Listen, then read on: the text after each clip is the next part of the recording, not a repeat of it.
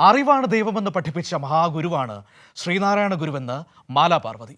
അറിവ് ഒരു വിഭാഗത്തിന് മാത്രം അവകാശപ്പെട്ടതല്ലെന്നും അതുകൊണ്ട് തന്നെ ശ്രീനാരായണ ഗുരു ഈഴവരുടെ മാത്രമല്ലെന്നും മനുഷ്യാവകാശ പ്രവർത്തക കൂടിയായ അഭിനേത്രി ചൂണ്ടിക്കാട്ടി. നവി മുംബൈയിൽ ജയന്തി ആഘോഷ ചടങ്ങിൽ മുഖ്യാതിഥിയായി സംസാരിക്കുകയായിരുന്നു മാലാ പാർവതി. അറിവാണ് ദൈവമെന്ന് പഠിപ്പിച്ച മഹാഗുരുവാണ് ശ്രീനാരായണ ഗുരു.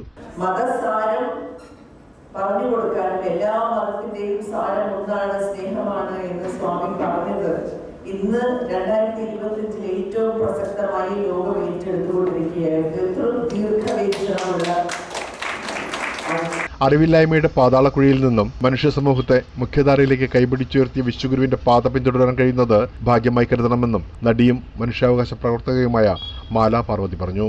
ഒരു അറിവിലുണർന്ന് അറിവായി മാറിയ നമ്മുടെ ഗുരു നമുക്ക് എല്ലാവർക്കും തന്നത് ആധ്യാത്മികമായ വേദാന്തമായിട്ടുള്ള ആധ്യാത്മികമായിട്ടുള്ള അറിവാണ്.